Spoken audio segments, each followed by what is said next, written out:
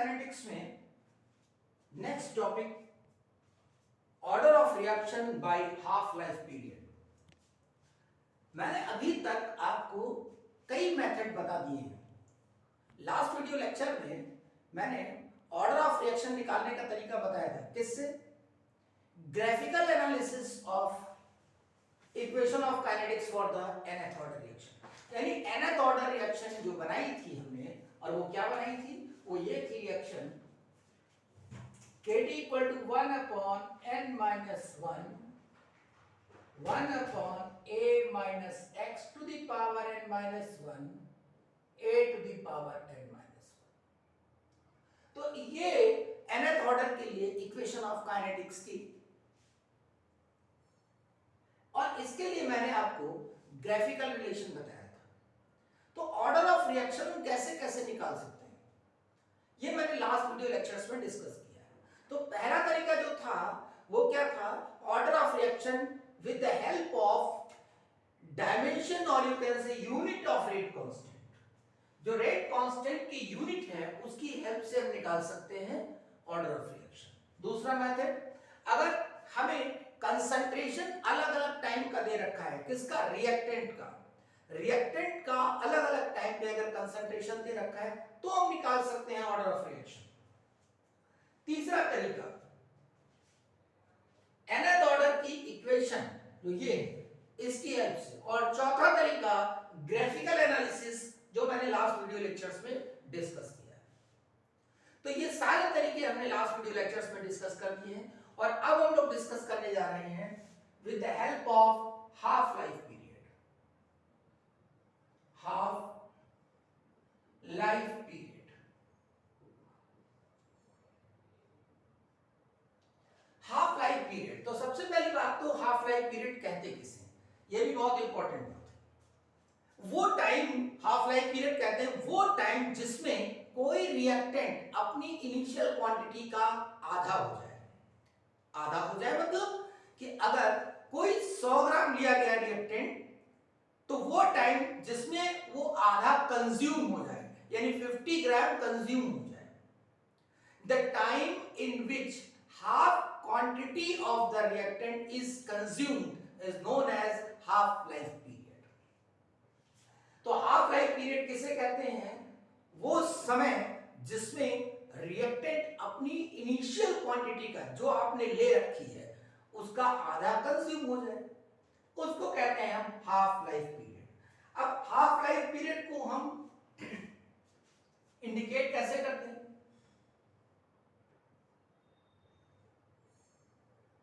हम कर सकते हैं T50 से, कहीं T50% भी लिखा मिल सकता है, T½ भी लिखा मिल सकता है, यानी इस तरीके से हम इसको इंडिकेट कर सकते हैं। तो half life period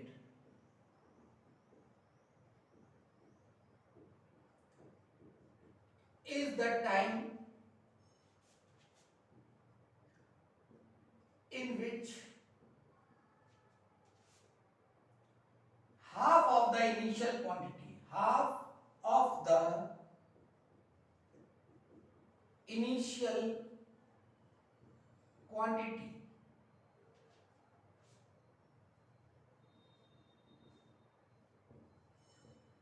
of the reactant is consumed। यानी इसका मतलब यह हुआ कि जितनी क्वांटिटी आपने ले रखी है, जितनी भी क्वांटिटी आपने ले रखी है इनिशियल क्वांटिटी, मेरा बेटा, मेरा बच्चा, मेरा लाल, जो इनिशियल क्वांटिटी ले रखी है उसका आधा, half of the initial quantity, half of the initial quantity, यानी जितना आपने लिया था उसका आधा जितने टाइम में कंज्यूम हो जाए उसको हम हाफ लाइफ पीरियड कहते हैं। और से इंडिकेट किससे करते हैं? T50 या T50% या T½ से करते हैं। अब मैं इसको, इसी कंसेप्ट को मैं nth ऑर्डर इक्वेशन में लगाने जा रहा हूं। देखिए, तो इसको मैं हटा रहा हूं और nth ऑर्डर इक्वेशन लिखता हूं।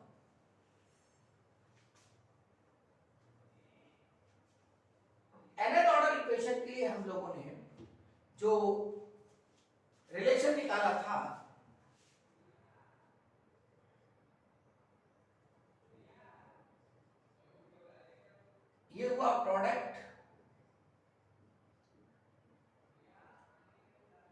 मान लेते हैं ए रिएक्टेंट दिया गया 0 टी नॉट, टी टाइम में a माइनस एक्स बचा। अब इसके लिए जो रिलेशन आ रहा है 1 upon n minus 1 a minus x minus 1।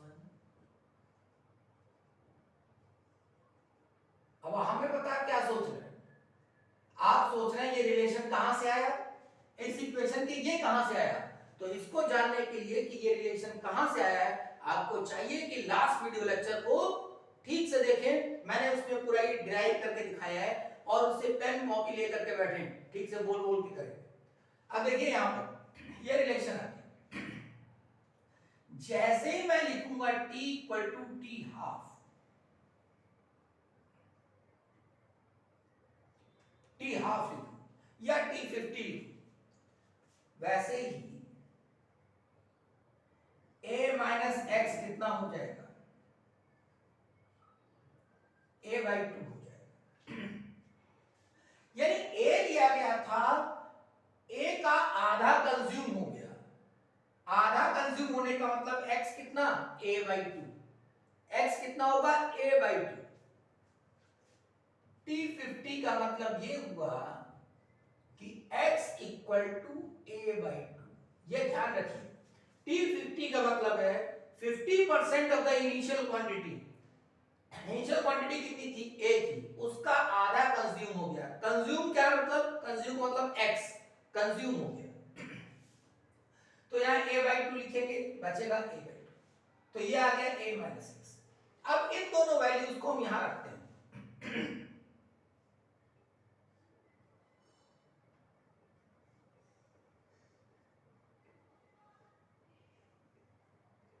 is equal to 1 upon n minus 1 a minus x की जगह a by 2 लिख दिया जाए।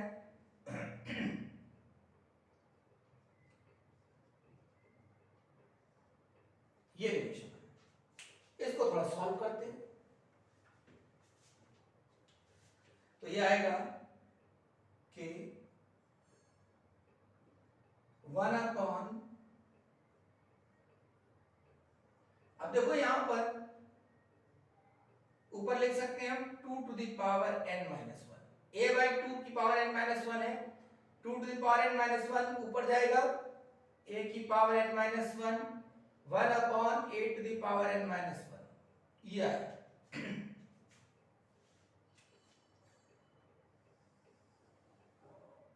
तो ये आ जाएगा, इसको हटा देता हूं, तो k t half 1 upon n minus 1, यह आ जाएगा 2 to the power n minus 1 upon a to the power n minus 1। ये रिलेशन। और थोड़ा इसको ठीक करते हैं, और इसको थोड़ा ठीक किया जाए तो लिखा जाएगा t half is equal to 1 upon k n minus 1 a to the power n minus 1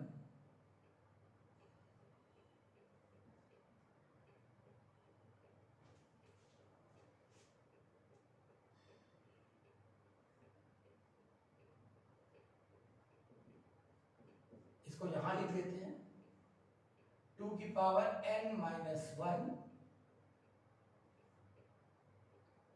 और यहां इसको थोड़ा अलग लिख लेते हैं a to the power n।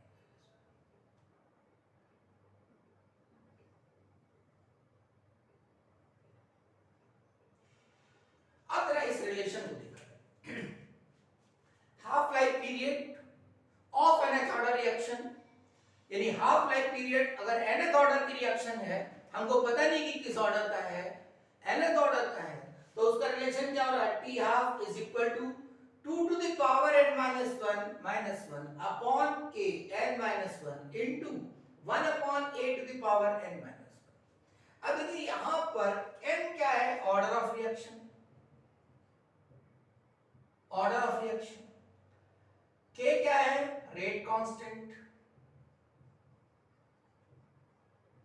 Rate constant. T half क्या है? Half life period.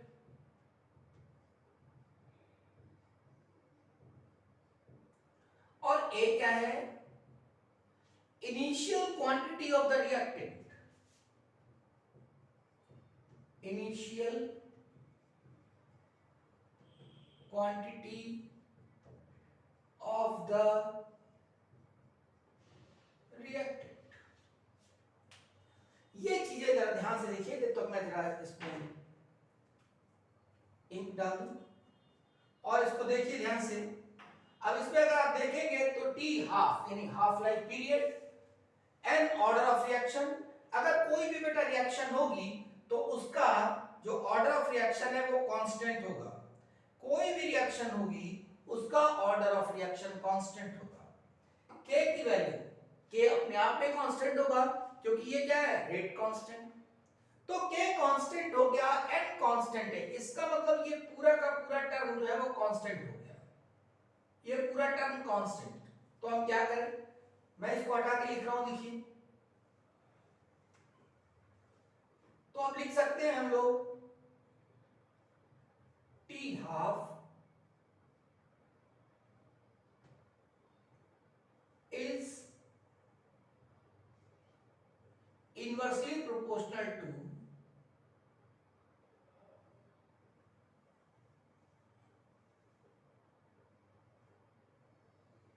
ये लिख सकते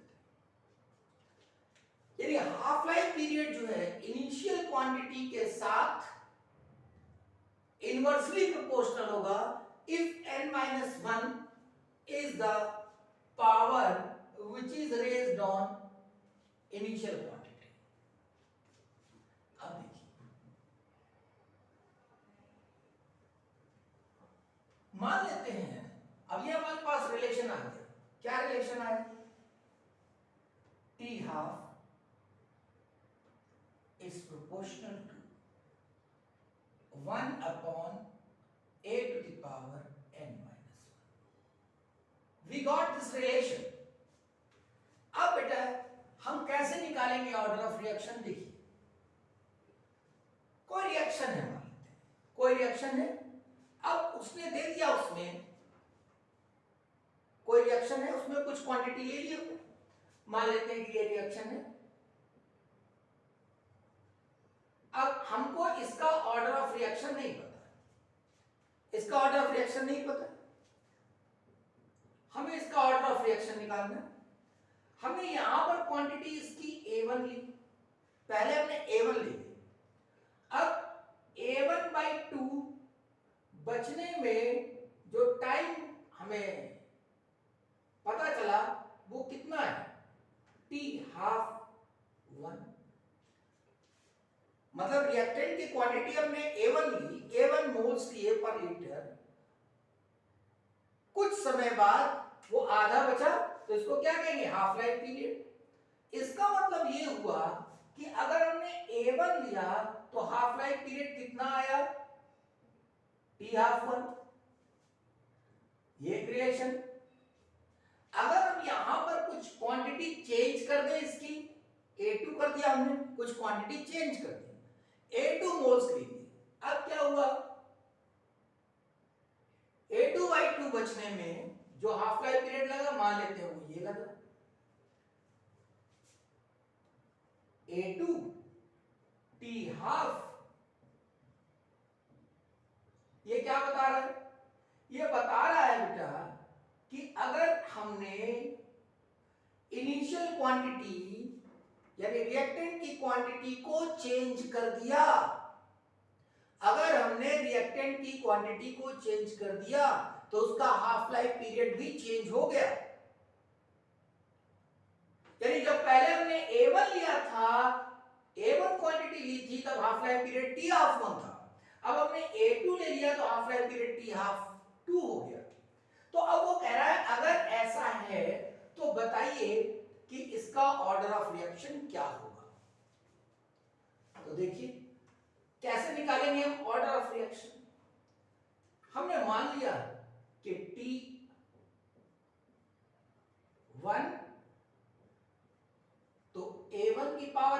वन, ऑर्डर ऑफ रिएक्शन निकाल लिया हमने, मान लिया रिएक्शन nth ऑर्डर की है, T हाफ टू तब हुआ जब हमने क्वांटिटी को A2 कर दिया, ऐसा हुआ। This is relation 1 and this is relation 2।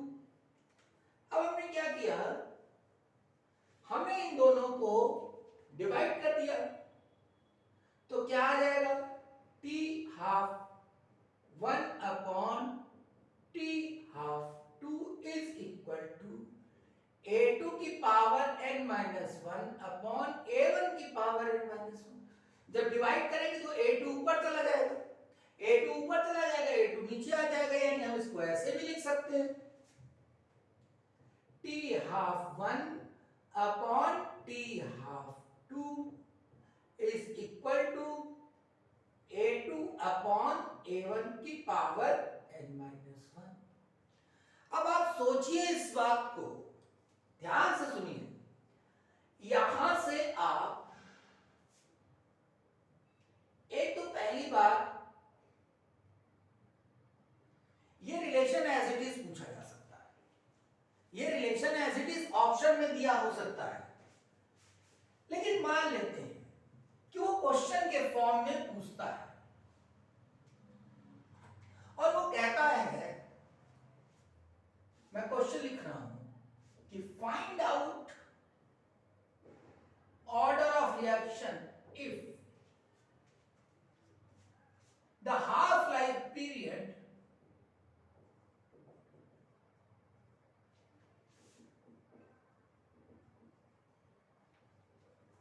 is doubled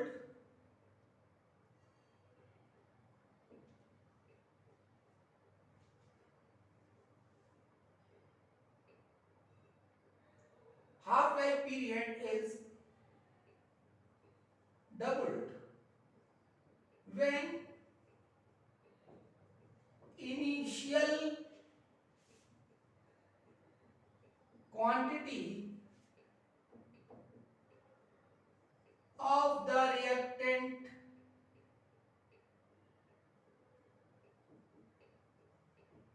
is 1/4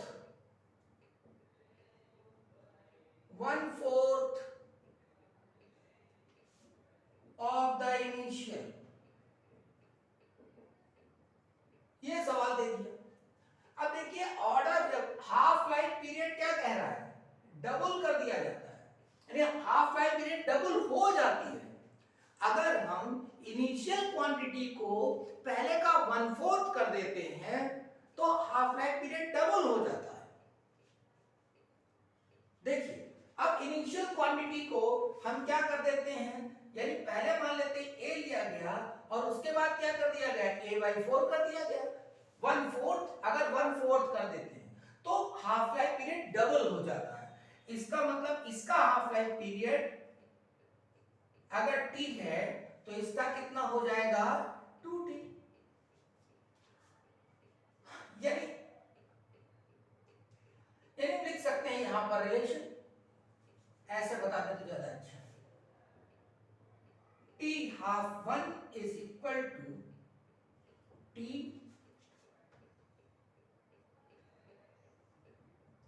A1 is equal to A, तो T हाफ हो जाता है डबल अगर हम A2 को कर दें A/4। अब इसको उठा के इसमें रख दीजिए, तो देखिए T हाफ 1 यानी T रखा हमने, इसके नीचे लिखा है 2T लिखा, ठीक है। अब यहां पर देखिए A1 कितना है A, ये कितना है A/4, ऐसा हो गया। इसकी पावर कर देते हैं हम n-1, T कटा T से, ये कटा इससे, 1/2, 1/4 की पावर n-1। तो यहां पर इसको अगर कर दिया जाए तो 1/2 की पावर क्या हो जाएगा, 2n-1।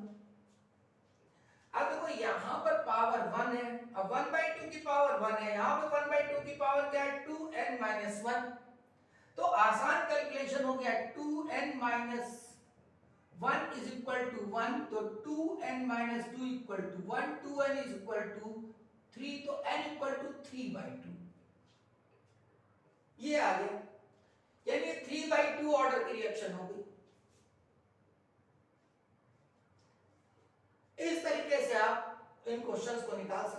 मेरी बात समझ में आ गई? मैं एक बार और बता देता हूं। वो ये कह रहा है कि अगर इनिशियल क्वांटिटी रिएक्टेंट की 1/4 कर दी जाए, A से A/4 कर दी जाए, तो क्या होता है, हाफ लाइफ पीरियड डबल हो जाता है। तो हाफ लाइफ पीरियड डबल हो जाता तो पहले T था तो कैसा हो गया, 2T हो गया, ये रख दिया। यहां पर A था तो ये A/4 हो गया। वैल्यूज पुट करते इसको सॉल्व कर दिया, इनकी वैल्यू आ गई। कैसे? 1/2 की पावर 1 है, यहाँ पे 1/2 की पावर कितना हो जाएगा, पूरे पे 2 लेंगे तब जाके आएगा, तो 2 यहाँ पर n-1। अब इन दोनों को इक्वेट कर दो, 2n-1 इज इक्वल टू 1। इसको ब्रैकेट ओपन करोगे तो 2n-2 equal to 1 n equal to 3/2। So you can get value for the order of reaction. अब देखिए ये तो एक तरीका हो गया। अब मान लेते हैं कि इसका हम दूसरा रूप भी ले सकते हैं जो लॉग के फॉर्म में। हमें ये पता चल गया कि हमारे पास ये रिलेशन है, T12 upon T12 is equal to A2/A1। ये हमारे पास रिलेशन है। अब ये हमारे ऑप्शन में मिल सकता है, लेकिन एक और मिल सकता है ऑप्शन में, अगर थोड़ा सा आप ध्यान दें तो एक रिलेशन और मिल सकता है। कैसे? इसका हम लोग लॉग ले लें। अगर इसका लॉग ले लें तो क्या होगा, taking log both side at base 10, तो T12 T12 is equal to n-1 log 10 पे बेस पे ले रहे हैं हम लोग A2/A1। अब देखिए इसको सॉल्व किया जाए तो log 10 T12 upon T12 is equal to n log 10 A2/A1। Open कर रहा हूं मैं इसको, यह आ जाएगा log 10 A2/A1। तो n is equal to what, n equal to आ जाएगा बेटा log T12 अपॉन T12। ध्यान रहे बेस 10 पे चल रहा है,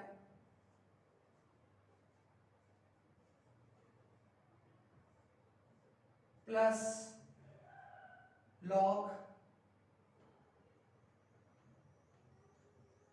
A2/A1 अपॉन log 10। अब ये रिलेशन भी आपको ऑप्शन में मिल सकता है। क्या रिलेशन ये है? अगर मैं कहूं कि A is equal to T12, मैं इसलिए ऐसा लिख रहा हूं कि आपको क्वेश्चन करने में हेल्प मिलेगी। हमने मान लिया ये A है और ये मान लिया B है।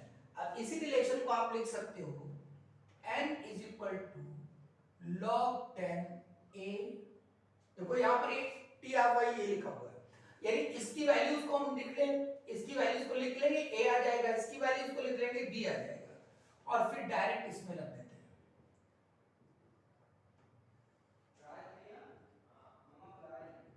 ये रिलेशन आ गया, दिस इज, यानी यहां इस तरीके से हम इस रिलेशन को निकाल सकते हैं। So most important. अब ये तो बात हो गया हमारे उन रिलेशंस की जो हमें एज इट इज मिल सकते हैं ऑप्शन के फॉर्म में, और या न्यूमेरिकल किस तरीके से आते हैं। अब इसी को जरा हम ग्राफिकल फॉर्म में देखें।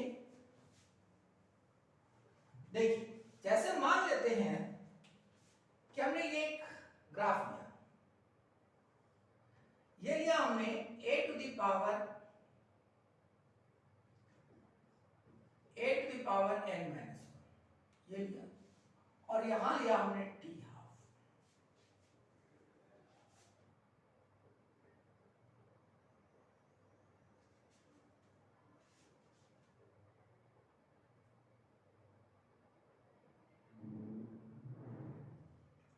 अब देखिए ये रिलेशन है, हमको पता है T12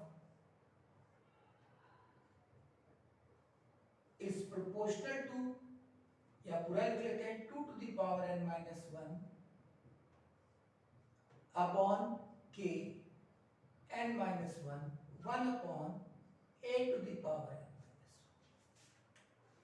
तो अब क्या होगा, अब देखिए ये क्या है, ये कांस्टेंट है, यानी t हाफ कोई कांस्टेंट, अब ये k डैश लिख लेते हैं, don't confuse with the rate constant.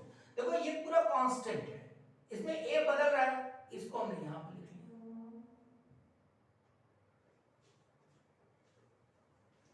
अब अगर ये ऐसा आ रहा है तो इसका मतलब क्या है, हम a को चेंज कर रहे हैं लेकिन हाफ लाइफ पीरियड में कोई चेंज नहीं आ रहा है। हम a को चेंज कर रहे हैं लेकिन हाफ लाइफ पीरियड में कोई भी चेंज नहीं आ रहा है। अगर ऐसा है तो ये कब होगा, जब यहां पर ये फैक्टर ना हो। ये कब होगा, जब यहां पर ये फैक्टर ना हो।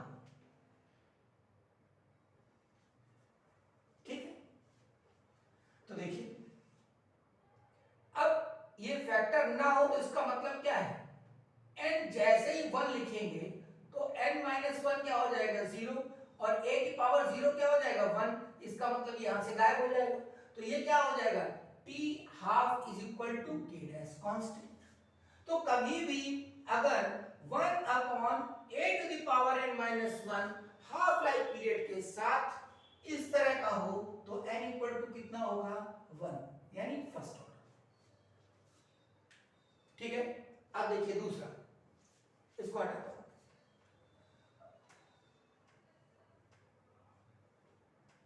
सपोज करिए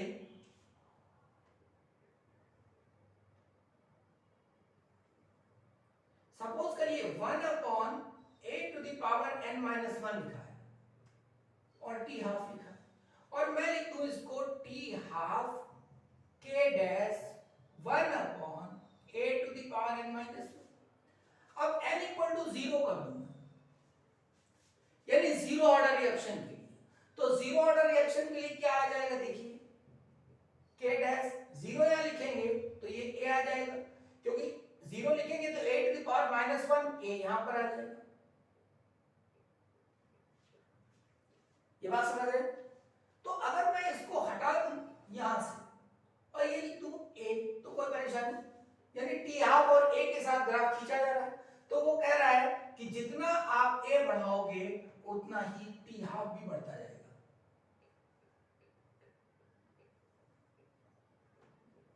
जीरो ऑर्डर, ये जीरो ऑर्डर हो जाएगा, यानी a बढ़ा रहे हो तो t हाफ बढ़ता जाएगा। मान लेते हैं a के साथ t हाफ ले रहे हैं, a के साथ t हाफ ले रहे हैं, और ये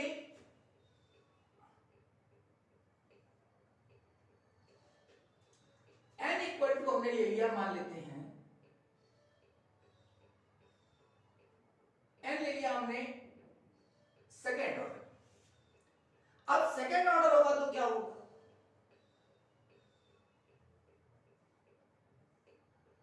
t half k dash a की पावर n की जगह 2 रखा -1, तो t half k dash 1/a।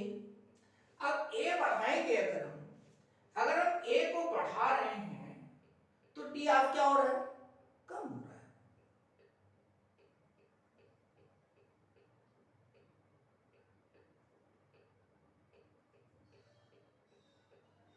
आप देखिए पीवी का जो ग्राफ बनाते थे हम लोग बॉयल्स लॉ, वैसा आ रहा है। यानी इसका मतलब ये हुआ कि a को अगर हम बढ़ाएंगे तो t हाफ क्या होगा, कम होगा। तो a हम बढ़ा रहे हैं, देखिए t हाफ कम होता जा रहा है जैसे जैसे a बढ़ता जा रहा है। देखिए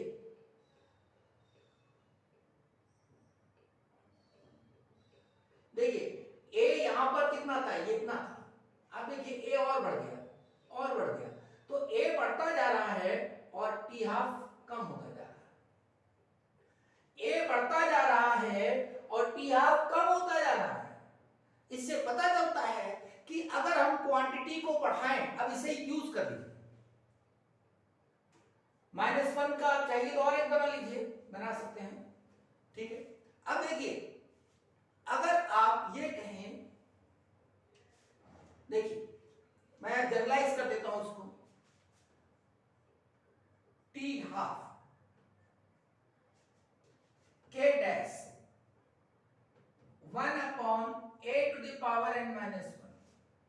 अगर मैं यहां पे लिखूं 2, 1 लिखूं तो 0 हो जाएगा, ये तो बेकार बात हो गई। 2 लिखूं तो 1 आ जाएगा। यानी इसका मतलब for positive order of reaction, देखो टी हाफ, ध्यान से सुनिए इसको, इंपॉर्टेंट बात है, के डैश 1/a⁴n-1। अब मैं लिखता हूं if n is greater than 1, अगर n 1 से बड़ी ऑर्डर का है तो क्या होगा, टी हाफ के डैश 1/a⁻n-1, या मैं इसको मॉड लगा दे रहा हूं। मॉड का मतलब होता है इसके अंदर पॉजिटिव है, तो क्या होगा, जब a बढ़ेगा तो हाफ लाइफ पीरियड कम होगी।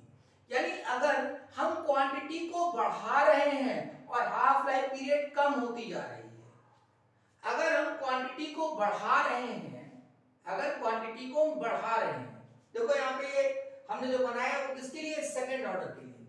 अगर क्वांटिटी को बढ़ा रहे हैं और हाफ लाइफ पीरियड कम होने लगा, इसका मतलब ऑर्डर ऑफ रिएक्शन क्या है, 1 से बड़ा है। यानी यहां पर मैं लिख दूं, अगर हम a को बढ़ा रहे हैं और t हाफ कम होने लगा तो ये कंडीशन लग रही है। अगर a को बढ़ा रहे हैं, हाफ लाइफ पीरियड कम होने लगा तो n ग्रेटर देन 1 यहां से निकला। और अगर हम a को बढ़ा रहे हैं और t हाफ भी बढ़ रहा है तो इसका मतलब क्या होगा, it means n is less than 1। देखिए करके देखा जाए, टी हाफ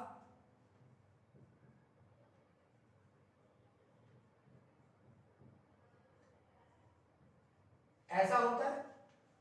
अब n अगर लेस देन 1 है तो लेस देन 1 का मतलब नेगेटिव होगा, तो नेगेटिव होगा तो क्या हो जाएगा, n लेस देन 1 होगा तो क्या हो जाएगा, ये इस जगह हट के हो जाएगा, a सामने आ जाएगा, मैं इसको x लिख देता हूं n-1। इसका मतलब a अगर बढ़ाओगे तो हाफ लाइफ पीरियड बढ़ेगा, a बढ़ेगा तो हाफ लाइफ पीरियड भी बढ़ेगा। बात समझ में आ रही है? तो कहने का मतलब ये मोटा मोटा ध्यान रखो कि अगर a बढ़ाते हैं, हाफ लाइफ पीरियड कम होता है तो order of reaction greater than 1 होगा। अगर a बढ़ाते हैं यानी इनिशियल क्वांटिटी बढ़ा रहे हैं, हाफ लाइफ पीरियड भी बढ़ रहा है, तो order of reaction less than 1। और अगर हाफ लाइफ पीरियड पे कोई असर नहीं पड़ता है एक ही क्वांटिटी को चेंज करने से, तो क्या होगा, तो वो फर्स्ट ऑर्डर रिएक्शन। तो ये मेथड हुआ तुम्हारा हाफ लाइफ पीरियड का। मैंने इसको ग्राफ से भी समझाया, मैथमेटिकली भी समझाया और कैसे न्यूमेरिकल बन सकता है ये भी बताया। तो ये सारे मेथड्स हो गए ऑर्डर ऑफ रिएक्शन को निकालने के लिए, चाहे वो ग्राफिकल मेथड हो या के का यूनिट से हो या आपका इक्वेशन ऑफ काइनेटिक्स से हो, हाफ लाइफ पीरियड से हो या कंसंट्रेशन से हो। तो ये मैंने तमाम सारे आपको मेथड्स बताए। ये आपके ये 3 वीडियो लेक्चर्स में इसको कंप्लीट किया है। इसको बार बार कर जानिए क्योंकि ये बहुत इंपॉर्टेंट है, बहुत पूछा जाता है। अब बात आती है कि जो नेक्स्ट वीडियो लेक्चर होगा मैं इसमें स्टार्ट करूंगा फर्स्ट ऑर्डर रिएक्शन, तो इसको आप अच्छे से तैयार कर लें, ठीक है। That's all.